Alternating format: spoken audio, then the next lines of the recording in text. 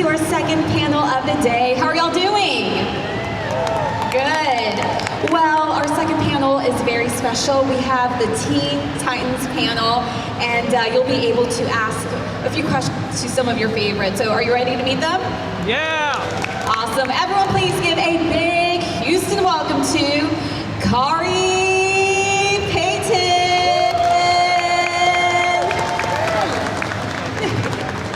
And up next we have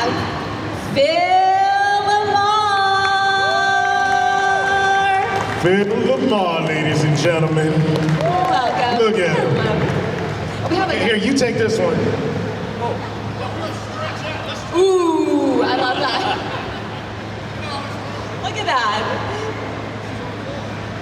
Is it on? Is this one up? There. Hello. Okay. You know what? I ain't get enough sleep last night. This is perfect. I like this. This could be like a little session. Ask me a question. How are you doing, Khary? How are you feeling today? Oh, man. Wait. It's more like therapy. Tell us about your flight here. Did you have an easy travel It to all Houston? started when I was 7 years old. My dad wouldn't take me to see Empire Strikes Back. Ooh. I know. Ooh, Dad. He said I couldn't handle the fact that Han Solo was gonna die. But then I was like, Han Solo didn't die. He's fine. Listen, you're making me want to just rethink my career. I'm like, I actually would enjoy this. Like, are you kidding? Really? I'd be like, what? Do you have pictures? Do you not have pictures? Well, it's such an honor to have you both here. Thank you so much for joining us. It's an honor to be here with this great, talented guy. Oh, man. How cool is this, man? That we're sitting here with the LaMarr. You know what? I don't know if I ever told you. Can y'all hear him? No, they're saying no. No. Mike's went down. Here, I'll give All you right, my mic's on? Yeah, there we go. Hello? Okay. I'll tell a quick story about film. Because I'd only been doing voice acting for a few years, and I'd really only done Cyborg. And Cyborg is just me excited to have a job.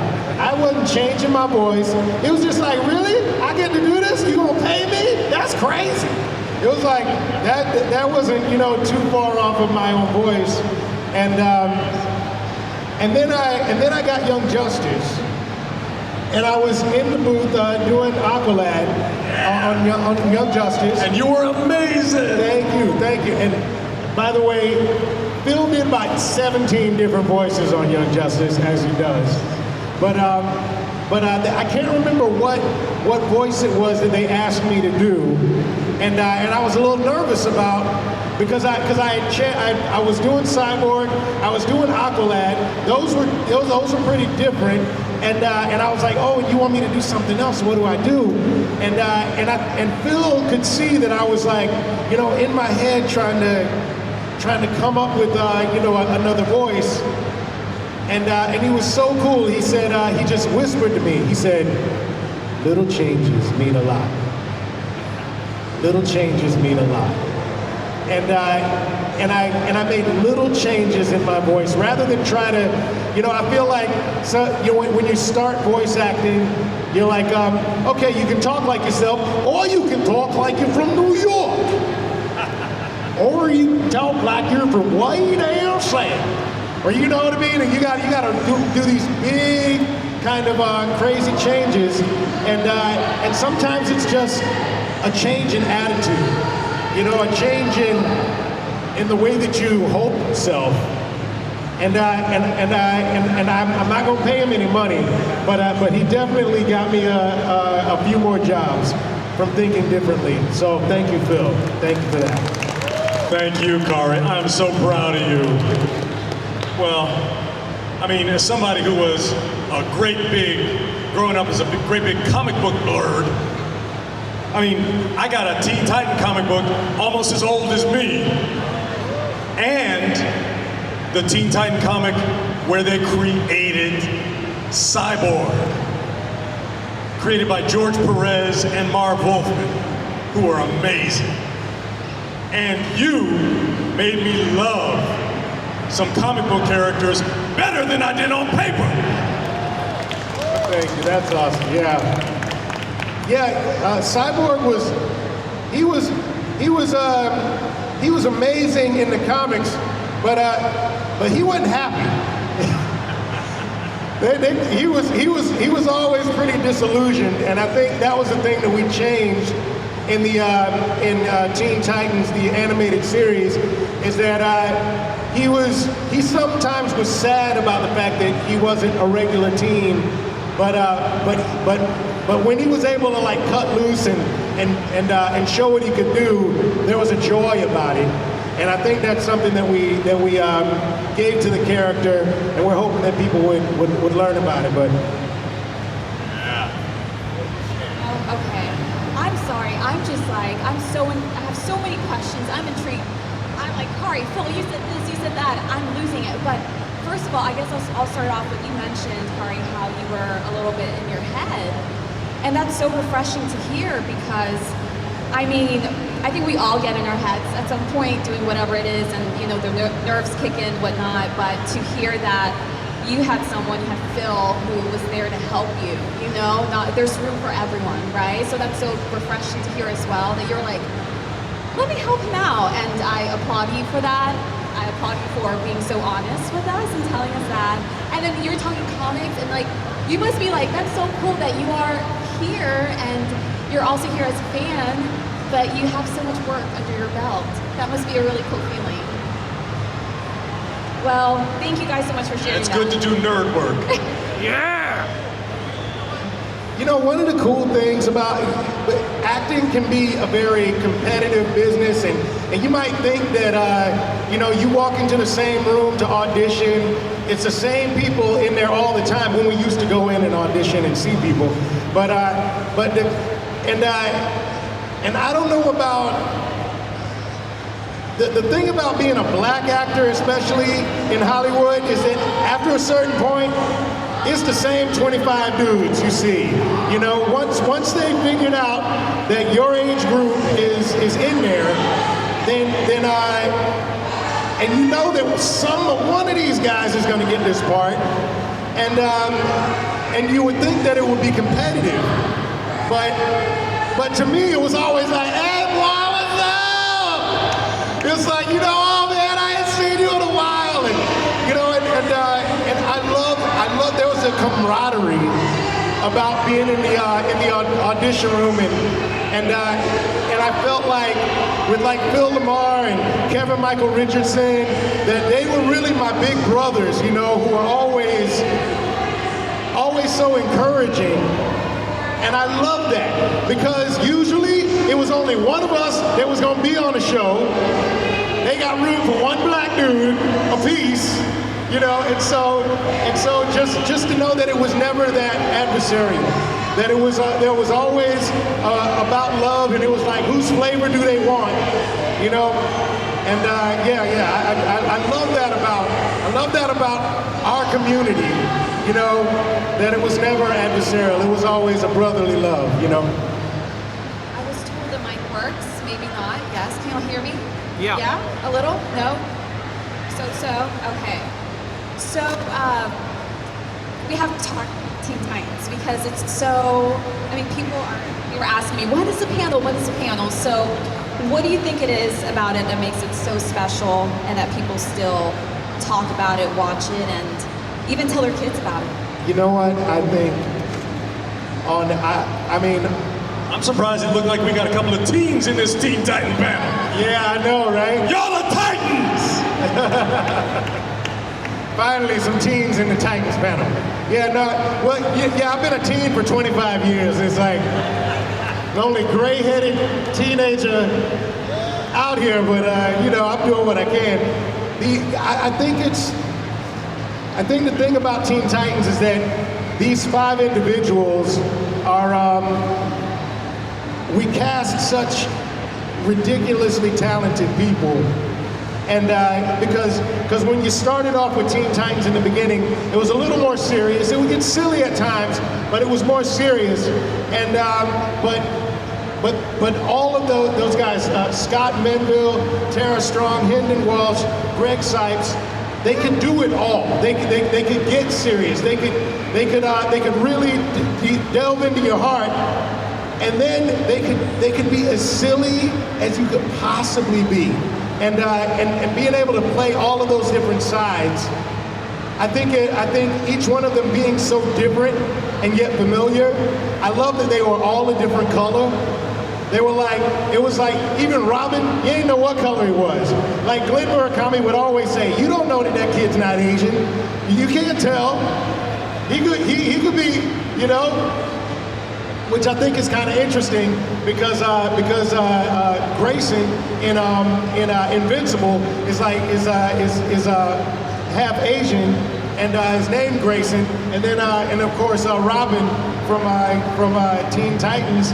You know, he always said he was like you don't know where that kid could be from, you know, and he was and that's the closest to just being white. Then you got a half demon who's like gray, purpley something. You got another alien girl who's orange, you know, and of course Logan's green, and it was like we're all from such different places. It's like it's the perfect anime convention, you know, group of people. You know, ain't nobody dressed up the same. You know, we all come from different like fandoms, but somehow we're all here together because we all understand that, you know what, if you got something that you love, we're gonna celebrate it. And it don't matter if I've never seen that your show, we're gonna celebrate your thing that makes you you, that makes you unique, you know? And I think that there's something in that about Teen Titans, you know? Also fart jokes. Everybody loves a good fart joke. Even my mama, she'll be like, Khary, why did you do that? And she'll start laughing. Stop acting like you didn't think that was funny. Yeah, we definitely got to celebrate your work on this show. Teen Titans was so amazing. Y'all were so talented. You performed comic book characters as well as some people did stuff on Broadway. Yeah, Phil is my hype man. I feel like he's like the loud version of my dad. I love this, man. I'll let you keep talking. I love it. No, we're so honored to have both of you here, and yeah, Houston is just so, we're lucky to have you all this weekend, and we will be opening up the mic for the Q&A portion, so feel free to start lighting up. Yeah, if you got a question, come on up, and this is your moment to ask say hello. Phil and Khary something, so we can get started. Hello. This thing is working? It is. Ooh, yeah. Okay, so what was your favorite episode in each season of both Teen Titans and Young Justice? Man, get out of here! I'm not going to answer all the questions. I don't keep up with the seasons and the episodes. I will tell you that I love the one where we were jumping from TV to TV show when Control Freak was coming after, you know, threw us into the TV because we actually did a. I had one of the artists draw a cartoon version of my dad. My dad's a pediatrician, and so I had Cyborg and the cartoon version of my dad. We made like a poster size picture, and he put it in his office. And he was like the coolest pediatrician because he was like, "That's right, my son is Cyborg," you know. And so that was cool. But we actually took that character design and put it in the show. So my dad, if you look, like in 3 different episodes, my dad is in the background, like running from a crumbling building or something. But in that show, in Don't Touch That Dial, I think it's called, they actually said, call him out. They're like, and this is Dr. Victor Payton. So my dad is like highlighted there. And I like the one where Starfire goes into the future to find, you know, to help, you know, bring the Titans back together. I thought that was really cool. I love the one, the end part 3. Somebody actually just asked me this question. That's why I remember these. The end part 3 with Trigon trying to get Raven, and that was really emotional for me. I felt like I was really protective of Terra at that time, and Cyborg was really protective of Raven. There were a lot of them that I loved. I loved Cyborg the Barbarian. I thought was really cool. the sum of his parts, where that robot, fellow was trying to turn Cyborg into a full robot, and he was like fighting for his humanity. I thought that was really cool. Yeah, we had some great ones. We really had some great ones. And from Teen Titans Go, I think anything with The Night Begins to Shine in it might be my favorite. Yeah, I loved all of those. But there you go. Thank you very much. That's all you get. That's all you get. Don't make me come up with more episodes. Hey, how's it going? Question for both of you. Do you prefer doing voice acting or live action roles? I love that I don't get to choose. I love that there are very few people that get to go back and forth. And we both kind of started on stage in live action, and then kind of found ourselves doing so much voiceover, but you get to access your imagination differently. I love that. Go ahead. Yeah. I don't pick one or the other because over these decades I've realized it's not just the format you perform in. What makes the difference is when you get to work with great people, great writers and creators. That makes you perform well. I mean, damn, when you get to do a cartoon with Gendy Tartakovsky, that's as good as doing a movie with Quentin Tarantino. Agreed, yeah. Thank you very much. First of all, I want to say both of you guys are heroes. You guys are the reason why I wanted to stop voice acting. So I've been writing my own comic book in anime. Do you mind getting closer to the mic? Can you hear me now? Okay. Well, first of all, you guys both are heroes. You're the reason why I want to stop voice acting after Khary. I grew up with you guys at Saturday morning and all that, so I love you guys. Question about what got you into voice acting, or just acting period? What was your drive to say I want to keep doing the things you do? Well, it's easier to play a hero in voice acting because you don't got to do stunts. No, but I love the stunts. I got into acting to do the stunts. When I was in the first grade, That's because you got a strong body.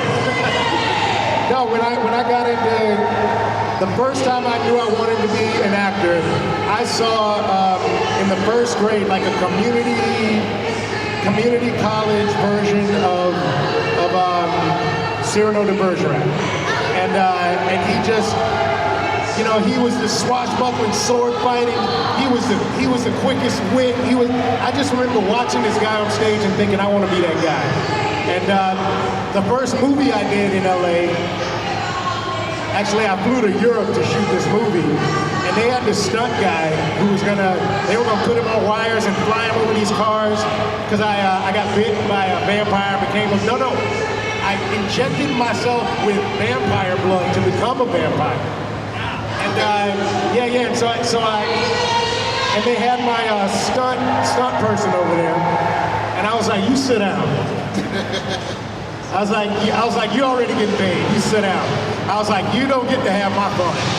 And so anytime I get to do stunts, I love to do it. Are we? Oh, okay, I was like, oh, we're competing with the wrestling match. Right? Now I understand. Thank you guys so much.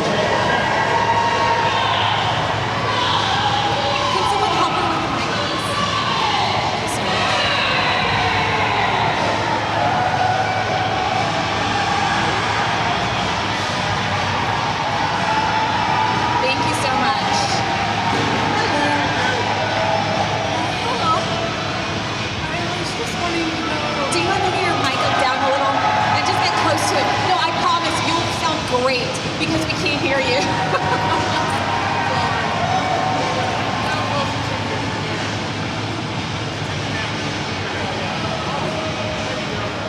Hello.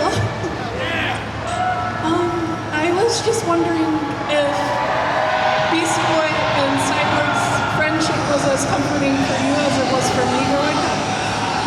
No, it absolutely was. Honestly, the first day that we started, Greg Cipes leaned over to me and he said, "Man, I've never done this before. I was like, dude, I ain't never done this before either. This is crazy. And so from the very beginning, Greg and I were really tight because Scott's dad wrote for Hanna-Barbera, and so he'd been doing it since he was a kid. Hendon had been doing it since she was a kid. Taryn had been doing it since she was a kid. But Greg and I, that was our first voice acting gig. That was our first job. Wow. And so we bonded immediately. And so, yeah, and I love that dude to this day. Absolutely. Brother. Thank you so much. Yeah. I love your ears, by the way. Yes. Love it. I wish I had your ears where I could hear you more easily. Got a cup, man. Hi, I got a question for you, Mr. Payton. Yeah, what you got, man? I think we all still are dying to know who is Red X. Oh, that's a good question. I'm still trying to work it out. I play that episode in slow motion, trying to figure out when Robin leaves and when Red X comes back, and where he puts the mask. You know, if it is him, you know, maybe it's Jason Todd from another dimension. You know, I don't know. That's the best I can come up with. Great question. Hello guys, this is a question for both of you. I'm a 90s kid, so I grew up watching Static Shock and Teen Titans. I'll never forget the episode where Static Shock went to see Batman, and Batman said, hey, where's Robin? He said, oh, he's with the Teen Titans. You'll meet them eventually. And as a kid, I was like, I'm about to get Static Shock and Teen Titans, and it never happened, and little me cried. So now that I see both of you on the stage, this is little kid me asking, what would a crossover episode have been if Static Shock would have been able to meet the Teen Titans? What do you think would have happened? Oh, that would have been good. Oh, man. He probably would have come up the elevator on Titan's Tower, and Cyborg would have been like, man, we've been waiting for you to come this whole time. The invitation was open. Yeah, I've been meeting everybody else at Game Station. I needed to play somebody else, dude. You know what? I feel like they knew each other from the old neighborhood. You know what I mean? Well, it would have helped to get some electricity to the teams. Exactly. We needed a little more electricity in the joint. Exactly. Steady. I put a shock to your system. I need a shock to my system sometimes, man. Hey, I got the Sonic if you got the boom. Thank you very much, guys. I appreciate it. Well, it was nice we all got to play teenage superheroes.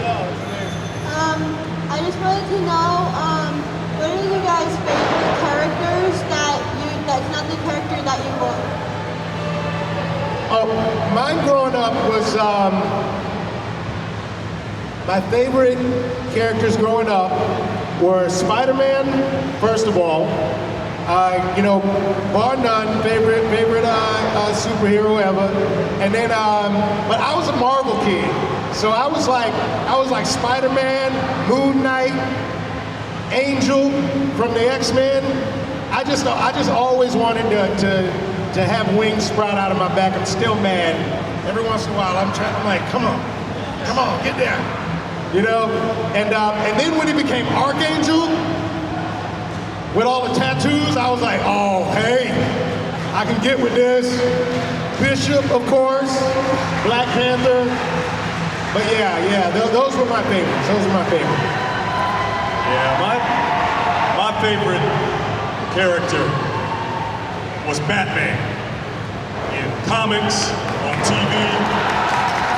So I felt real lucky when I got to get a job being in a room with Kevin Conroy doing Batman.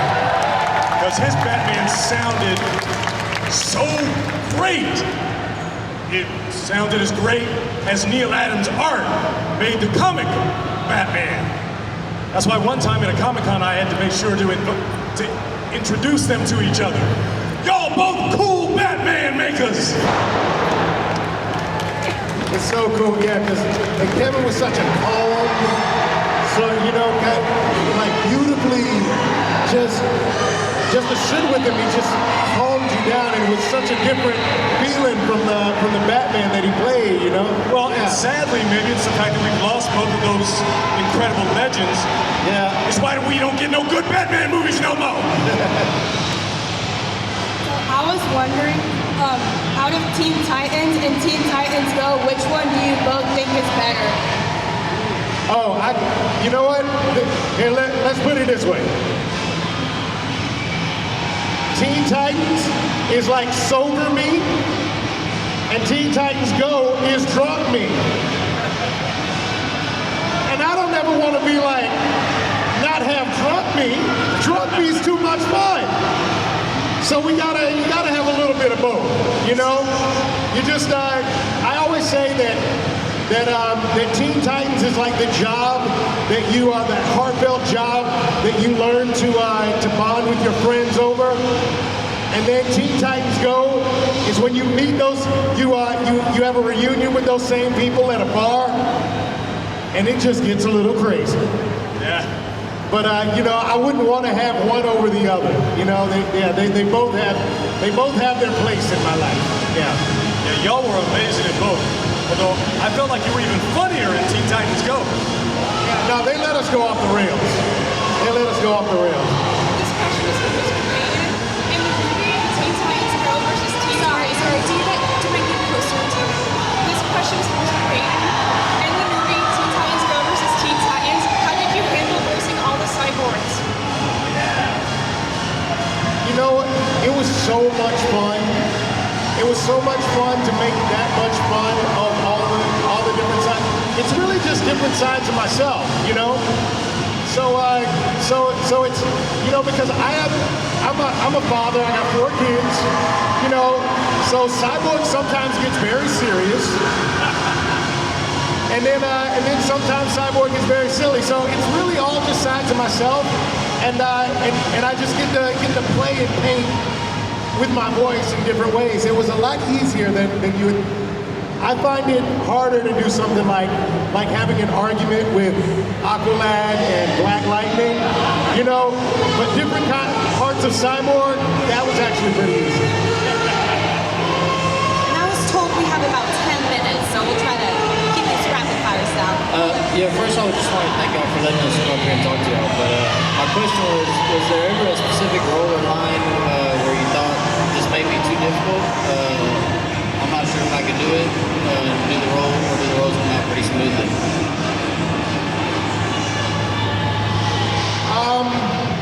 He was like, was there ever something that you thought was maybe too difficult, or in the process was difficult? You know, I don't know if I ever felt that way. I feel like you have to have a bit of a reckless abandon when you're putting yourself out there in an audition, and so you don't want to be tentative. But I would say I still do the voice of Rafiki here and there, and when I was I didn't know that I could do the impression, you know, and so I was in my closet, you know, where I was set up to you know, trying to figure out the voice, and I was listening to the movie, and then I will try to say it back, and the one time I say a song, that's what's fun. and my wife was in the other room, and she said, "Was that you or was that the movie?" And I was like, "I think I'm getting close." And so that was the one time that I was just like, I'm not sure if I'm getting it. And then my wife said that, and I was like, I think I'm getting close. And now whenever I get pulled over, I'm just like, who do you think you are to pull me over? Well, I know for certain the toughest role I ever got was playing a cop in a Terminator video game. Because at 9 in the morning, I had to spend 2 hours just doing death sounds. That was definitely much harder than even having a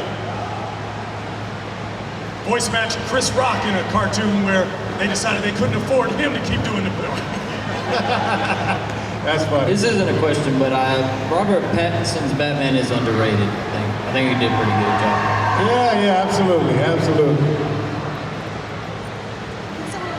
Look at you. Hey, buddy. During Teen Titans, who did you like acting with the most? Oh man, that's so hard. I had so much fun with all of those guys.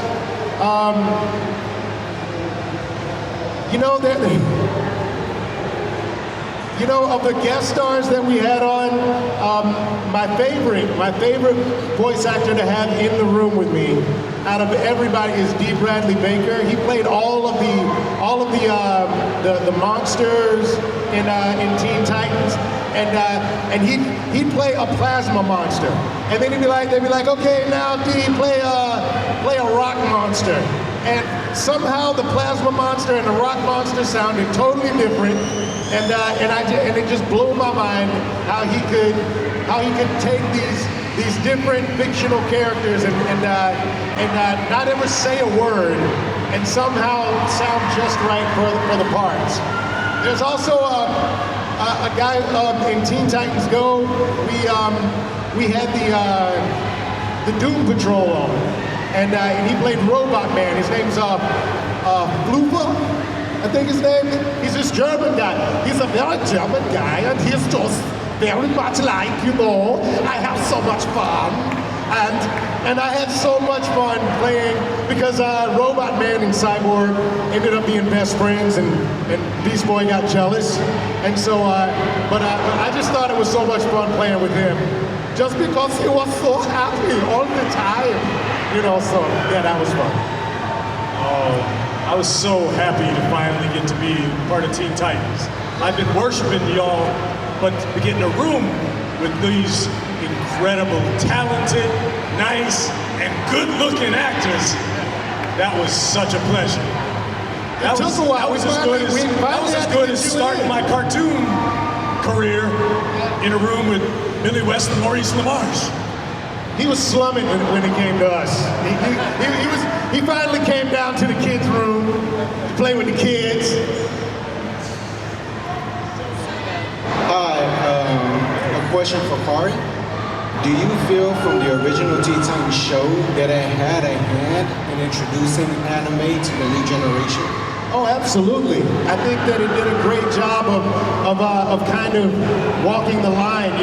We used to call it Murakami, because it was like, it wasn't quite full anime. It was a bit of a American style, and Glenn Murakami had this great way of kind of meshing the two, using that chibi style and the tableaus.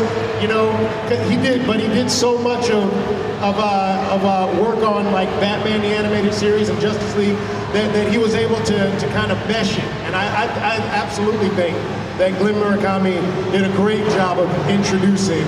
He was kind of the gateway drug for a lot of us, into anime. And now we're watching 500 episodes in, of our favorite anime shows.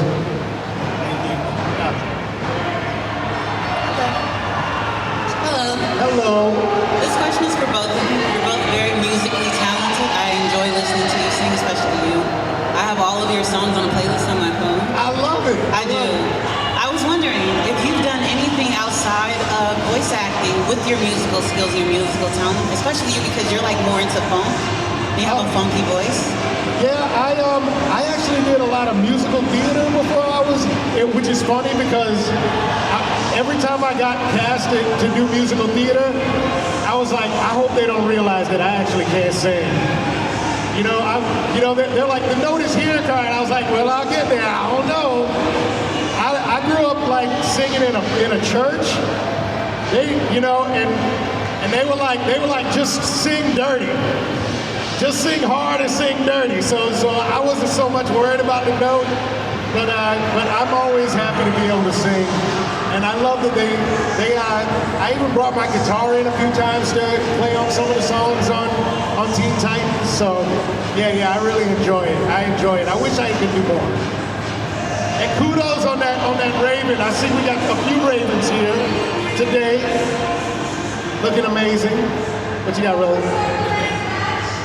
Which was your favorite song to sing from Teen Titans Go or Teen Titans? You know what? I think my favorite was, there was a song called Pain. I had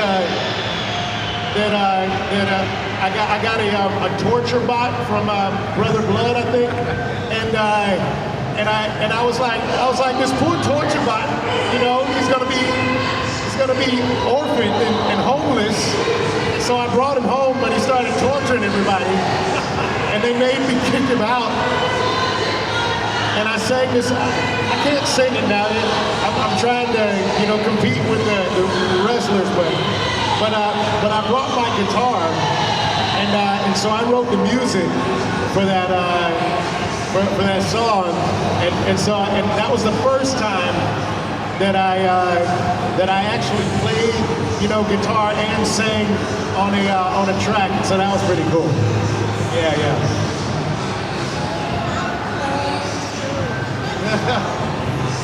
Hi. Hi, sweetheart. How are you? I just want to say this for Khary. I watched you on The Walking Dead for years, and my mom was like, "Ooh, he fine." She introduced me to it, and I was so scared. But like, you were my comfort character, and Shiva's death broke my heart. So I'm not. I know. That broke my heart. I know. I'm still mad. No, but you know if they give you a tiger on that show, you know they're gonna take her away. They just want to watch you cry, you know? I cried a lot. When you found out that she was gonna die, how did you feel, Shiva? Like in recording it, were you like emotional? Yeah, I was. And, you know, and being a CGI, you know, tiger, you know, it was, I kind of used Shiva as she was a representation of the kingdom, and all of those background characters that were on the show, they were all with me for a year, you know, and in that episode, you know, we lost half of the people in the kingdom, got killed in that episode, along with Shiva, and so to me, Shiva represented all of those extras, all of those background characters that I wasn't going to be able to see anymore, and so when I was crying for Shiva, I was really crying for all of those relationships, and so I really kind of embodied her, you know, with all of those people, and they were all so amazing.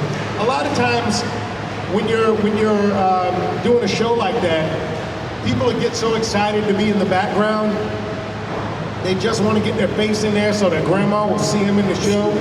And but for the people who were doing background in the kingdom, they were always so committed to being a part of the story. And I appreciated. There was never, every once in a while, it's really funny. I would hear, Khary, could you just move to the left a little so that they could get their hand in the camera shot? And I'd be like, I'm trying to tell a story, guys. And but never with my kingdom background people.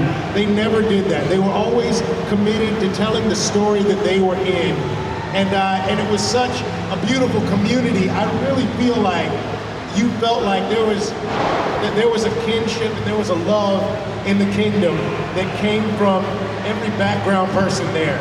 And I appreciate those people so much, you know, for their commitment to telling the story. Thank you, Khary. I love you. Love you. Tell your mom I love you said. too, Phil. Thanks for your question. You're adorable. We have about Tell 3 your minutes mom I said left. come and see me sometime. Hello, this question's for Phil. There's been talks of a Static Shock movie. Would you be interested in being a mentor role, character for Static in the movie? Yeah, I remember when that first came up, I was so excited because that was going to be a great movie, but they just haven't done it yet. Well, maybe it's because the same reason that the head of Warner Brothers took the Static episodes off their streamer. So maybe you don't want to do something good. Hi, I remember you in Pulp Fiction, and I remember you in Static Shock and Samurai Jack. And I like you for what you did in Samurai Jack and what you did with Foster Sound. And I like the characters that you played because they help teach us something and teach us values. And I really do appreciate that. And what was your favorite thing of playing those characters? Static Shock and Foster Sound and Samurai Jack. Well, like I said before, working with fantastic writer creators makes you good. And it makes it fun. You know, working with Dwayne McDuffie and all the rest of them too. Because I love the lessons you taught with Samurai Jack. And I love what they Yeah, Gendy Tartakovsky. Well, he's also the person who first created Star Wars animation. Yeah. Because being in a room with people like that gets you talent. It's so good. Hi, so I just have a quick question for Khary. So, I know you've probably been asked this a lot. How would you feel about coming back for season 6 of Teen Titans? I mean, I'm never going to turn down work, man. You know, so I'll come and do it. I would love to do that because I think that everybody needs to brace themselves that they may not get all the answers they want because that's one of the things about growing up. That's one of the reasons why we kind of ended with all of these unanswered questions. Why Tara, you know, said, I don't want to talk about it anymore.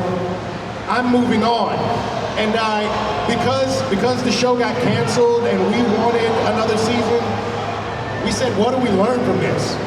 That you don't get what you want sometimes, you know? And we're like, okay, I guess that's how we're gonna end it. Like Beast Boy really wanted closure and he really wasn't gonna get it. So you know what you do? You get back to work. And I think that getting a season 6, you'll get your people back, but you might find out that oh man, they really had to live with not having all of their questions answered. Yeah. You know, so yeah, but I would absolutely love to come back. I think that the beauty of Teen Titans Go is that you realize that Teen Titans can continue to evolve and change and still. Teen Titans Go versus Teen Titans. Exactly. You know, there's no reason we couldn't go back and do it. So like I always say, we have the most loyal fans over the years. So you know, just keep asking because there have been so many things that have been canceled or finished the finale and never came back. But Teen Titans just keeps rising from the dead like the Undertaker. You know, so just keep on asking. Thank you, Khary. I appreciate it. Well, hopefully after season 6, they'll do a spin-off series of Cyborg defeating AI to save the United States. I'll take it. Would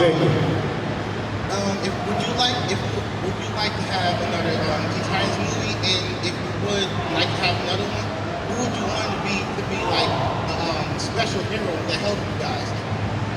Oh, I thought you were like, do you want to do another Teen Titans movie? And who would you like to play this time? I'm gonna stick with Cyborg. I feel like that's been working for me. You know, I know people are like, you know what, this time maybe Batman.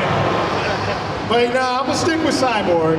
And yeah, but who would we have to help us out? I feel like, you know what, now that I've mentioned Batman, I think that a depressed Batman would actually be great. Like actually Batman wasn't helping us. We were like, what's wrong with Batman? I mean, we know he's dark, but this dude needs like prednisone or something. You know, and it's like we gotta take over. All of a sudden Gotham just gets ridiculous. Yeah, I like this idea. Let's brainstorm, come to the table, we'll talk about it, we'll make this happen. Hi. How was it playing Black Panther? And Who's your favorite villain in Static Shock? Dude, I'm having such a good time playing. I was literally still shooting. We're doing this this video game where we're the grandfather of T'Chaka. I played the grandfather of T'Chaka in 1943. I meet Captain America, and we go on this adventure to beat Hydra and the Nazis. It is surprisingly relevant in this day and age, I think. And so, I feel so lucky to be playing him. And it's kind of a throwback to old school Black Panther from the comics, who was like, "Don't touch my stuff," you know, and "Don't touch my country, don't touch my stuff." He's very hardcore, and yeah. And we were just shooting this week. We're still finishing it up, and it's gonna be amazing. It's gonna be absolutely beautiful. It's like Uncharted meets Marvel. You're gonna love it. We can't wait. Well, one of my favorite Static episodes was the one where Virgil's dad takes their family to Africa. Oh yeah. And Static gets to meet the African superhero Anansi, played by Carl Lumley, who is the god of DC and Marvel. And also, I had a great pleasure getting to do a Static episode. Well, because I'm a Star Wars fan, and one time I got to work with Mark Hamill, because Static was fighting the Joker. Yeah, man, I met Mark Hamill. That's the first time I'd ever been truly starstruck. Because I didn't know it was him, you know, because this was 15 years ago. So I'd only known him as young Luke Skywalker. And when I met him, he had a beard. And when I was a kid, I thought Luke Skywalker was taller. And he was so, you know, and I knew that he was the voice of the Joker, but I was doing an episode of Justice League. Right. And I'm sitting there, and he's telling all these stories, you know. And I was like, "Yeah, who's this little dude, man? He won't shut up." That was amazing. And then Andrea Rolano was like, "Khary Payton is here. He plays Ted, and of course Mark Hamill is playing the Joker." And I went, "That's Mark Hamill?" And my mouth just dropped. And of course, and he did these monologues in our episode, going on and on about this and that. And I was like, "Holy crap, this is amazing." And it got to my part, and I was just, I forgot that I had lines. I forgot that I was supposed to actually work. All of the producers in the booth were just dying laughing because I was looking like an idiot. And then finally he was like, "Hi, I'm Mark." And I was like, "Hello, my name is Khary." And he was like, "Okay." To this day, I've still never said anything to Mark Hamill like in a regular tone of voice. Yeah, it was bad. It was bad. They're awesome. Thank you so much for. Can y'all hear me? Doing this panel. Please give it up for. Can y'all hear me? My check. Good. All right, let's hear it for Khary Payton and Phil. Thank y'all for coming to sit with us. Are you going back to your tables? Okay, so feel free to go by the tables. They'll be there. So take pictures, get autographs, and ask questions that we didn't get to. Thank you guys so much for coming. We really appreciate it. I love so much that all of these kids who grew up, now you got jobs, but at one point you were just coming home from school. It was just you and the Titans. And now we get to say hello, man. And I don't care if you want me to sign anything, do anything, just come and say hello. It means a lot to me just to say hi. Please come and say hello, guys. All right? Thank you guys so much. Thank you.